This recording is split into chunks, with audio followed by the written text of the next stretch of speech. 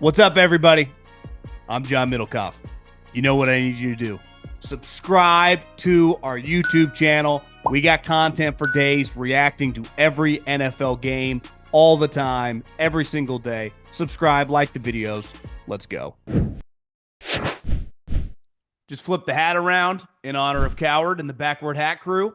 So let's dive into a little mailbag. At John Middlekauff is the Instagram. Fire in those DMs. Get your questions answered here on the show. Just my Instagram. We will start with Alex. Question for the mailbag. I disagree with my fellow Hawks fans claiming John Schnieder is the problem. You know, when you're not like really deep on individual teams, Reddits, or Twitters, you don't even realize these conversations, or maybe Facebook communities, Instagram, like this is a thing. Like, do people think John Schnieder isn't one of the best GMs in the league? Because everyone in the NFL believes that. I'm on. I don't even know the guy personally. I mean, I know people I'm close with in the NFL know him. He's really highly thought of. First, he traded Russell Wilson, a move that ended up being a clear win for the franchise. I'd agree there. Then recognized the team was stagnating under Carroll. He brought in a new coach, not just any coach, but an innovative mind with a high upside scheme rather than playing it safe with someone like Dan Quinn. Though I think Dan Quinn's pretty good, fellow ball brother. After this past season, it became clear that sticking with Geno would keep us in a solid but ultimately limited position, competitive but never true contenders. Think the Steelers, instead of settling, Schnieder is doubling down on his aggressive approach, trading Geno, cutting Lockett, and obviously moving Metcalf, all while accumulating draft capital and clearing cap space. Do you agree that it's better to have a GM willing to take bold steps than running it back with virtually the same thing? Listen, he could easily play it safe. And, you know, he could have found a way to extend Geno, and he mentioned this for like, what, $40 million a year or something, and had Geno on for around for a couple more years, making $45 million, compete to win 8 to 10 games every single year, and not only never get fired, be highly thought of. What a boring way to live. I mean, this is a guy that is Super Bowl champion, was obviously a play away from winning back-to-back Super Bowls, drafted Hall of Fame players, made one of the boldest moves ever, shorted Russell Wilson's career, a guy that he pounded the table for. Russell Wilson is on the Seattle Seahawks because of John Schnieder convincing Pete Carroll to draft him. Never forget, and you know this, when Pete Carroll first met Russell Wilson, he was blown away by how small he was. John had to convince him, and he did, and it changed their franchise. And then remember, John Schnieder tried to trade Russell Wilson to the Cleveland Browns when they drafted Baker Mayfield because he wanted to draft Josh Allen.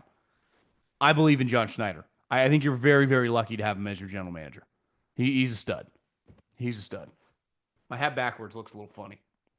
We'll flip it around the right way for Coward. Longtime Chiefs fan here. I hear a lot of talk on the left tackle position for Kansas City. I like the addition of Jalen Moore. Sure seems like an upgrade at the position on paper. Agreed, he is. My question is this. With the Chiefs bringing Eric Fisher in to coach the offensive tackles, do you think it's a big deal, small deal, or no deal? I had Googled this. I had actually seen this, and I had talked to I actually had a phone call with John Heck, who is Andy's son, who's your O-line coach for the last decade plus. And he called me to pick my brain on podcasting stuff. He's in kind of the strength and conditioning world. He's going out on his own. Really impressive guy. Starting right tackle for the North Carolina Tar Heels forever, about 2012 to 16. Check him out on Instagram. He is fucking jacked. And I had brought this up because I had seen your Instagram, and he said he had not heard of that. Obviously, his dad is the O-line coach, and then I Googled it, and I haven't seen it. So I don't know where you got that from. I'm not saying you're wrong. I haven't seen that. Listen, it's when you need a tackle and you're in the Chiefs spot, what do you do? Every single year, you draft 31 or 32. All the good tackles typically go in the top 15 picks. Now, you can get lucky with a late pick, but for the most part, the best tackles in the league are pretty high picks. Right? There's occasional Christian Darrisaw with Minnesota, I think, is a second-round pick, but Worf's top 15 pick. Trent Williams, top 5 pick. Lane Johnson, top 5 pick. I mean, Jordan Mailata is an all-time outlier, but Giants tackle when healthy, top pick. Most of these tackles are just going to get drafted really, really high. So I don't really know what they're supposed to do. And they're never going to have that much money because of what they pay Mahomes and Chris Jones. And in fairness, they almost signed Trent Williams a couple years ago. They went all in, all their chips in the middle of the table, and he just went back to the Niners. Sean McVay hired a game management coordinator last season to help him not use his timeouts in the second half. Why is it so hard for coaches to save their timeouts? Take the delay of game and run another play. Teams always end up needing those timeouts. I'm guilty as anyone because clearly what I do for a living is critique situations in games. It is dramatically easier to be critical sitting on your couch, drinking ice cold water and eating some popcorn than it is on the sideline in a game in the second half where you're amped up. So I agree. It is dumb and it happens way too often. And offensive coordinators who are head coaches, I just think head coaches do it a lot. Just take the extra penalty. I get if there's like 2 minutes left to go in the game, but when it happens in the third quarter of a tie game, it is insanity. But I do think it's easier to criticize in our shoes than it would be sitting there on the sideline. I understand how it happens, even if it's the wrong move. McVay was really bad at it in years past. I mean, really bad. And then Vrabel got fired. He hired Vrabel's guy who I didn't see on the internet, but not that I looked that hard. I wonder if that guy went with Vrabel back to the Patriots, or he's like, shit, I kind of like LA. Longtime listener and first-time mailbag submitter. I'm a Rams fan, and in SoCal, I'm wondering what the Rams' plan is at quarterback once Stafford hangs it up. We've learned that Stafford's approaching his tenure with the Rams on a yearly basis, and he's still playing at a high level. However, he'll probably have 2 years left at most, and the Rams have been too good to be drafting high enough to snag a top-level prospect. These answers aren't easy. It's like, what are there now? I think you could pull the trigger this year. You got to like a quarterback to draft him, right? You're not just going to take a guy in the first or second round just to take a quarterback. But let's say Sean McVay really likes one of these quarterbacks, whether it's Riley Leonard or Will Howard or Jackson Dart or Kyle McCord. I think you could justify taking one of these guys in the first or second round. Now, I don't think they will do that, but if they did that, I would not call them crazy. How much does positional value really matter to teams? I see all the time players are great in big-time college programs being the best player on the field, fall down the board due to their position. Bowers at tight end or Kyle Hamilton at safety.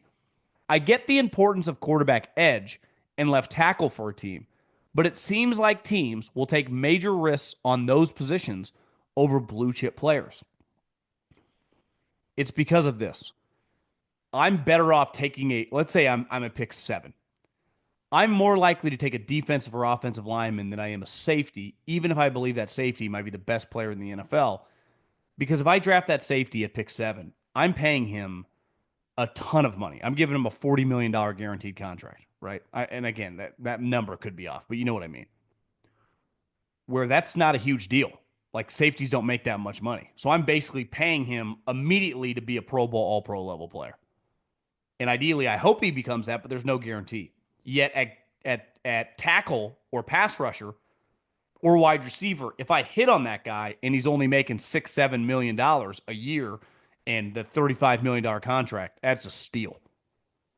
Right? Like, even though I had to draft Jamar Chase, whatever, 5th or 6th overall, or Penei Sewell, like those two guys, for example, drafted really high in the draft, they become Pro Bowlers so quick, they are the equivalent of Brock Purdy. They're so cheap. So I think it has something to do with that. Like you draft a tight end 4 overall, he doesn't make that much less on a guaranteed basis than like George Kittle. So it's like I'm not even getting a deal. I'm paying the guy a premium immediately. Now, it's easy to say once he turns out to be Brock Bowers, but like what happens when it's Kyle Pitts? Kyle Pitts, that's fucking highway robbery. He's robbed the Atlanta Falcons. My question, we've seen it play out several times in free agency. Debo, Greenlaw, Hufunga, whoever gets Cup. Can you speak to how potentially impactful it can be bringing winning players into younger locker rooms? Even if they are on the back end of their career, like what Debo and Cup are, these guys know that what it looks like. It's tougher to quantify, and I know production at the end of the day is what matters most, but so much of what helps teams sustain winning is what the culture that is culture that we always hear about. Would love to hear your thought on this. I think there's a fine balance. When you can get an older player, let's use Cup or Debo, who still can play. Doesn't mean they're in their peak form, but is still a productive player and brings good habits to the locker room. It's you're getting a steal. I do think where you get in weird spots is where their game is diminished and it kind of throws them off and they're not able to lead as much. I do think it is a very, very fine line of like ultimately Washington, like Debo's going to do everything humanly possible to play well so he can get a new contract. Now, what Debo brings to the table is like he will run over whoever the best player is on the other team to like show toughness and stuff like that is really important. But like, what if Debo, as the season goes on, he's not playing well and kind of gets phased out? So like, I think we are assuming your two examples that those guys are still going to play well. Because if they don't, it can get weird. Because all of a sudden it's like, what if you get benched for like the 6th round pick who's better than you? And you're also paying that guy a lot of money. Like Cooper Kupp's making what, $15 million a year? Debo's making 17.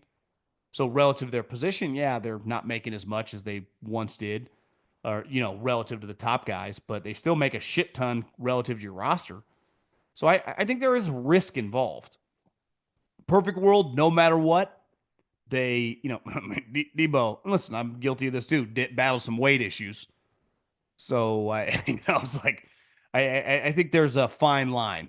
Uh, I think if it goes well, it's incredible. I mean, think of how many big games Debo's been in. So it's like, but like Terry McLaurin doesn't need him for leadership. Does Luke McCaffrey?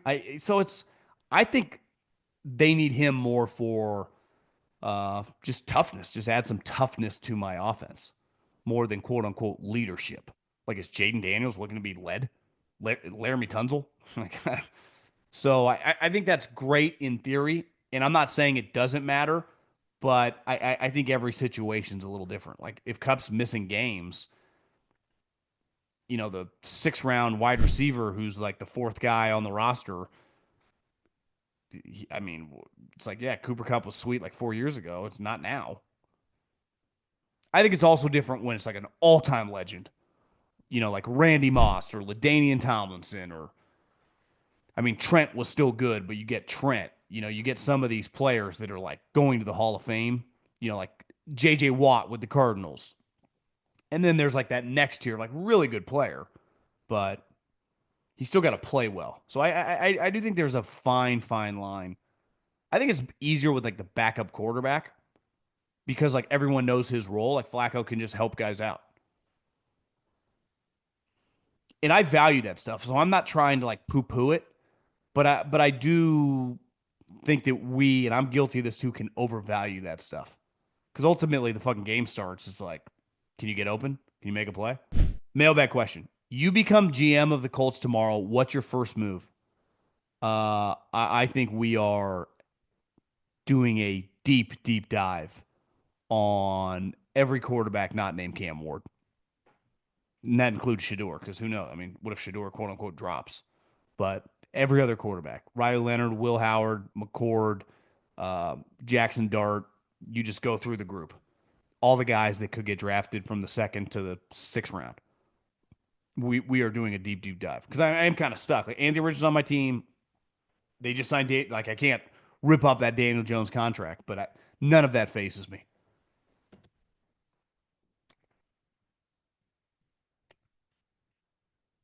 I would think about trading Anthony Richardson.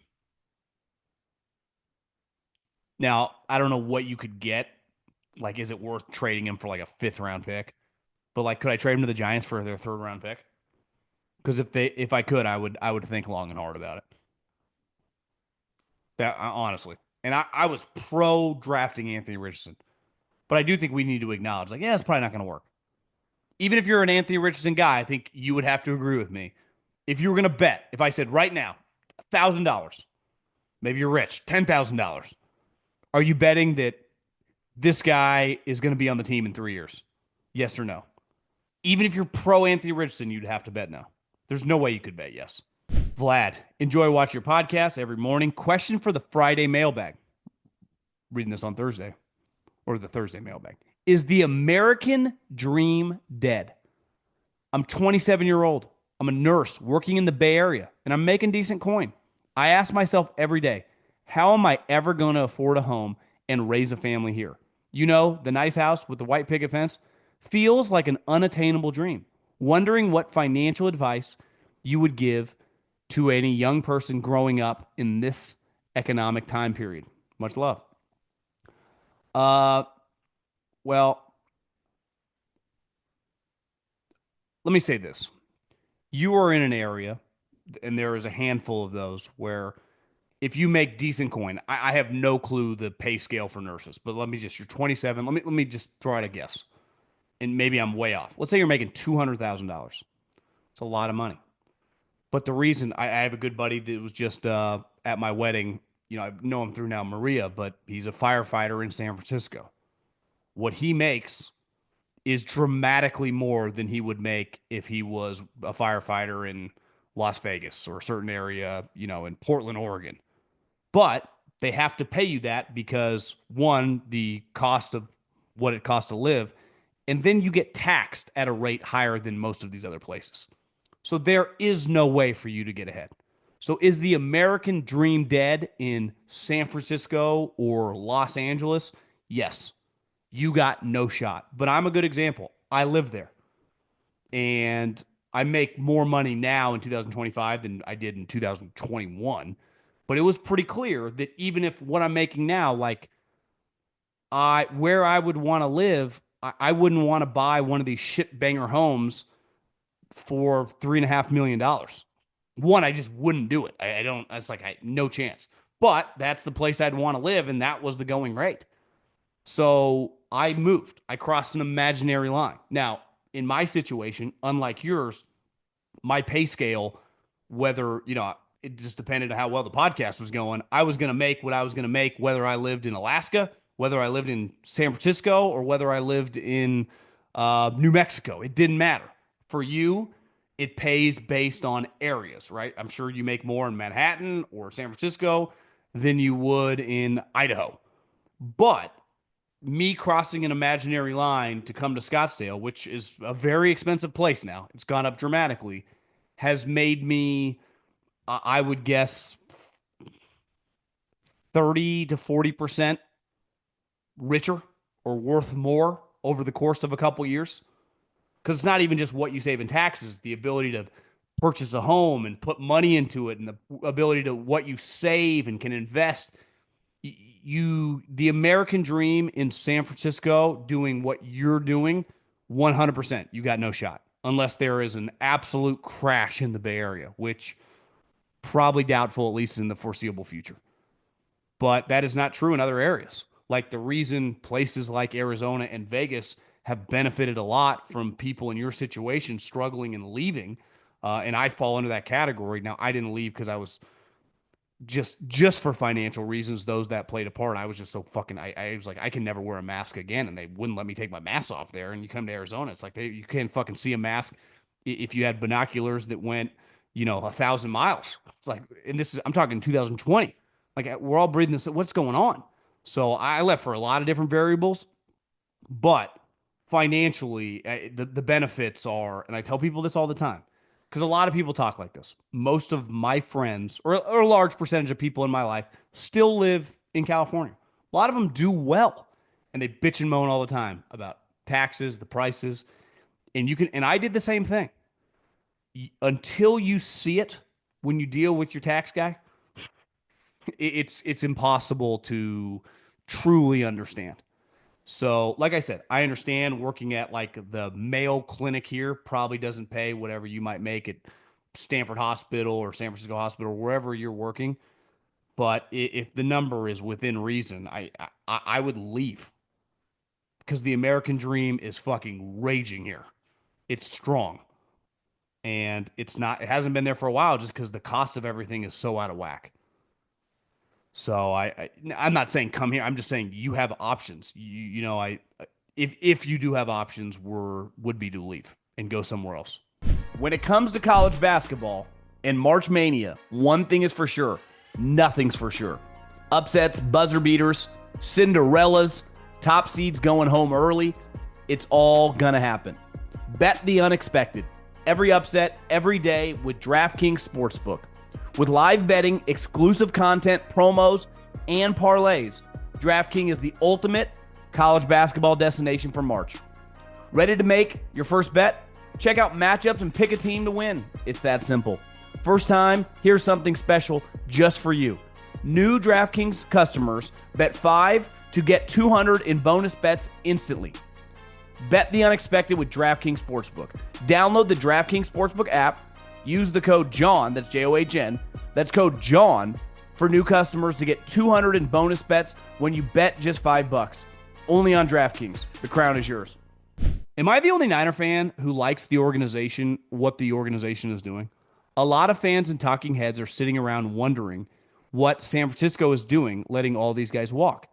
And I really like it. Yes, losing Greenlaw sucks, but this availability does not merit the amount of money he's making in San Francisco's financial setup.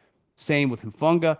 They've all been preparing for the last year's draft with Pooney, Mustafa, Renardo Green, Pearsall. Puts a lot of pressure on this draft, but with double-digit selections, do you think San Francisco still has a legitimate chance to be a threat in the NFC this year? The next, yeah, 100%. I think I mentioned this to Colin. Every move the Niners made, beside Floyd, like I don't agree with Floyd, but Greenlaw, like yeah, paying a guy $45 million whose leg I don't know, come back off an Achilles, his hamstring. Hufanga has like 4 different injuries, and I love those two guys. Love those two guys, but like I get not re-signing him. Give Aaron Banks got $88 million. Packers are a well-run organization. That was pretty nuts.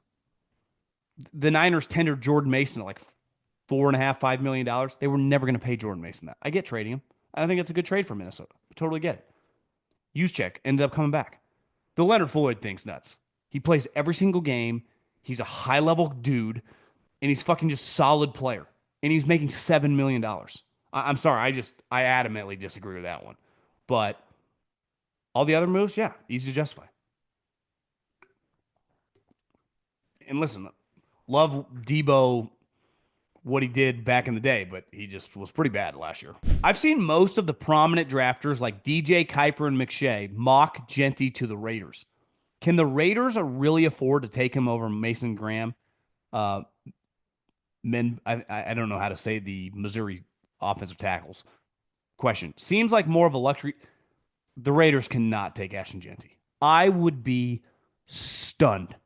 I mean floored if John Spytek, who played at Michigan and is like pretty big guy, would take a 5'8" running back. And it feels like I'm hating on Ashton Jeanty. I love Ashton Jeanty. You could not watch Ashton Jeanty play last year and not think he's one of the best players in college football. But he played at a smaller school and he's 5'8". Put yourself in a position of being a GM in the top 10 in your team like the Raiders, where you could use offensive line, defensive line, just impact players. Hell, a wide receiver. You could not take a 5'8" running back when there are 10 other guys who can be starters in the NFL at running back. Take a running back in the second or third round. I think taking Ashton Jeanty in the top 10 would be pretty nuts if you're a general manager.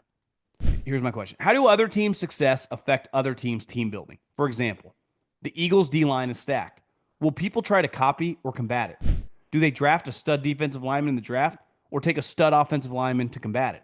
It's a copycat league, so I assume there will be an emphasis on defensive line, at least in the NFC. Hypothetically speaking, if the Bengals make it to the Super Bowl, will other teams put an emphasis on paying wide receivers? Also, I'm tired of the Packers being the youngest team in the league.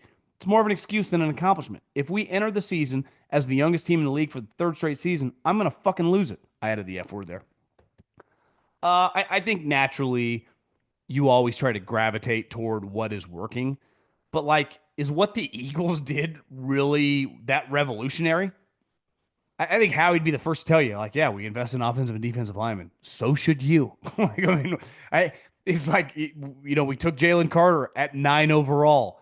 It's like that's pretty nuts. He should have gone 1. Now, obviously, there were character stuff, but like, yeah, we invest in guards and tackles and pass rushers.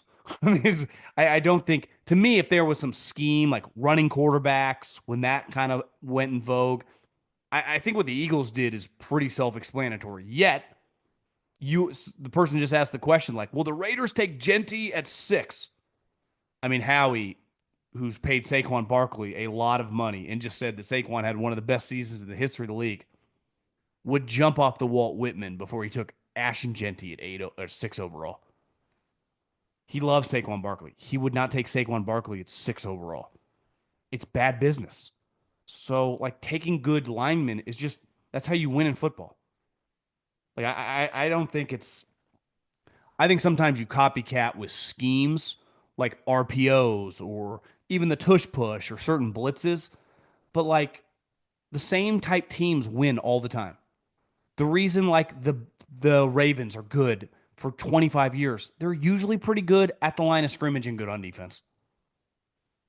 It's like not obviously Lamar has changed their offensive dynamics, but like when you close your eyes and think the Baltimore Ravens, what do you think? Defense, line of scrimmage, offensive and defensive line. Pittsburgh, why do they never lose? They're always good on defense. And for a while, like sometimes they have great offenses. Obviously, if you have a Josh Allen or a Mahomes, it can separate you, but like you got to be good on defense. But I hear it. Yeah, I don't think there are like dynamic ways to look at this, right? Because you give the example of the Bengals. It's like, well, yeah, if you could justify it if you have Jamar Chase and T Higgins. Who has that? Like, I don't even think the Vikings would be nuts in like a year. It's like, yeah, we're gonna trade Jordan Addison, trade him for a first round pick. Not saying they would do that, but it's like, and we're gonna invest in a right tackle. Thinking about getting engaged this year. Did you take your wife ring shopping before? Or did you go how did you go about it? I know her friends had pictures of what she would like the ring, but she wants to get one with me. Just curious. It's a good question. I would not have known this until I did it. Now, you talk about privilege. I got the great privilege and was very, very lucky that her grandma had given her a ring, which had the diamond. Now, she wasn't going to use the ring, but we used the diamond, which is, let's just say you buy a $20,000 ring, the diamond's 90% of the cost. So it was a game changer for me. So we shopped together. She picked out the band, and then they used the diamond. Now, I'm 40 years old. If you're younger, there's I don't know levels of secrecy of how to do it. It would have been impossible. I could never have done it without even if I had to buy the diamond. I wouldn't even know where to start. And I think most people listening would probably agree that she knew she was getting engaged. I would guess a large percentage of girls know they're going to get engaged when he asked the question. And I think one thing I asked, I think her name was DJ or the girl that helped us at the store. I said, "What percentage of people come in together?" She said the majority. And a lot of times you go in with her, she gives you some options, and then you go back on your own and actually make the purchase. But it is not abnormal to go together because you don't want to hand her something that she's going to hate, especially if you got to spend 5, 10, 20, whatever, $1,000. It's not an inexpensive purchase. Are the Bengals actually doomed? Everyone thought they were going to get weren't going to get them done. Now they're stupid for paying 2 top wide receivers. The defense was already asked. Is it crazy to think that they could improve the defense and pay the offense? It's going to be a fascinating experiment because the reason they went 9-8 was not the passing game. Like the passing game thrived. So it's not like they didn't change anything. They just added more money to what they were invested. I mean, they were going to pay Chase, but like to go all in on Higgins, literally nothing changes. Sometimes when you pay a bunch of guys, if I just tell you a team announces two huge contracts, it's like ideally you get an addition, right? So I don't know, man. I can't. It's hard for me to hate on them doing it because it made the quarterback happy. But I think we all have to agree it's a problem when their defense was their biggest question mark. Do you think the adding a minor league in the NFL to help develop players and have like a plug and play with increase in injuries to the teams? I've said this forever. Why would they do that? They have college football. The NFL owners are not going to pay for that. In part of minor league baseball, it's like owned by the big league teams. And football is very just labor intensive. So you have way more injuries. You got to pay coaching staffs. You would have to teach the coaching staff to teach what you're doing if it was a minor league team. Uh, Unlike minor league baseball or basketball, like I can just play 50 games and more than likely I'm not going to have major injuries. Like in football, what if your 6 round picks down there developing and all of a sudden someone takes out his leg? So I think it's a lot more variables than the other sports that have minor league, feeder systems. What is your prediction on the Colts this year? And do you think Anthony Richardson will improve? Seems like Ballard and even Steichen may be on the line. Jobs might be on the line. I'm back and forth on Daniel Jones. I think they're in major trouble. I mean, the one thing that they benefit from is the division, which the Titans are going to have a rookie quarterback. Um, the Texans still have a lot of question marks with the offensive line. And the Titans, the Texans, oh, and the Jags. I mean, who fuck knows? But I don't know, man. It couldn't have gone much weirder through 2 years. I think we just have to acknowledge it's a bizarre situation. Kind of has some like Trey Lancey vibes. Different. Trey Lance never tapped out of a game, but it was clear going into year three. It's like, I don't know if this is going to work. That's what I feel like this is. Now, Richardson has way more talent than Trey Lance. Like if you told me you could have Trey Lance or Anthony Richardson going into year three, it's not even. I'm not comparing the two players, but the situations, some similar vibes. And obviously the Niners got lucky. Purdy bailed them out. I doubt Daniel Jones can do that. Okay, last question. Diehard Birds fan. Props to Brandon Graham, who just retired. I've been hearing nationally and locally how Howie's recent draft should be attributed to his decision to draft players from big time programs, the Georgia boys. But no one seems to mention picking Quinyon Mitchell from Toledo. As a former scout, did you have confidence in that pick when it was made? Did others around the league have any clue he could step in and be a lockdown corner in his rookie season? Even though he came from a weaker college program. Here's the difference. And I would put Jeanty in this too. Is a guy now coming from Boise State, Toledo, or whatever. It was like, did he just come out of nowhere? Mitchell, like Jeanty, turned down a lot of money to stay at their program. Mitchell easily could have gone to Bama, Georgia, Ohio State, Michigan. He could have gone Texas, all these places. He chose to stay. Ashton Jeanty turned down 7 figures, I think probably from like Texas and Ohio State. Now, who knows? Like, would he still be viewed as the prospect if he was there? If you're going to draft him high, you hope so, but that makes you feel good. It's like the reason these guys who had the opportunity to leave, it's like they passed on money because they like playing with their boys. So I mean, this dude would have been an immediate starter at Texas, Bama, Georgia. So before when that wasn't even an option, you could play that hypothetical, but it was like, Howie can call Steve Sarkisian or Kirby Smart, and they'd be like, "Yeah, we were begging him to come here. We told him we'd give him $1 million or 700 grand or whatever, and he denied us." That makes you feel a lot better. So he was pretty highly thought of. I was texting with a buddy on their staff who's just like, he is way better than you realize. Like I mean, he's got a chance to be I mean, the best corner in the NFL, or one of them. Like within a couple years, the way we talk about the way Stingley played and Surtain, Sauce the first couple years, like that's how good this guy is. And before, when you take smaller school guys, you are making an educated guess, and you still were because of his level of competition. But I do think you have to factor in uh, how everyone wanted him, and the same thing for Jeanty, because usually those guys now leave, and you don't even have to guess. You're like, well, think of the different world we live in if Jeanty is just the starting running back at Ole Miss or Texas or Texas A&M, or Florida or Georgia or one of these schools. It would be a lot different. And let's face it, his stats would not look like they look. And that's not, I mean, it'd still be probably awesome, but it can change you and it can help you. Maybe if he did have the same stats and he had done it at Texas, maybe he goes like top 5. I do think it's difficult, and you have to factor this in. I was going to look up Quinyon Mitchell's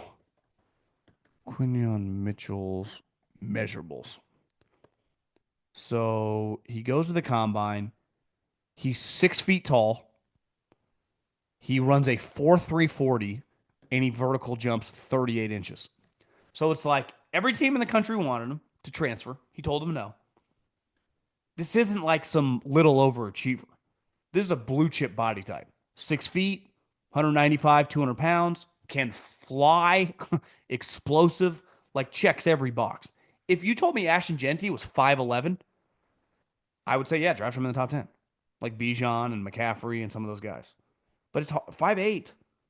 Just like if Quinyon Mitchell had done the same thing, instead of being 6 feet, he was 5'9, he wouldn't have gone in the first round.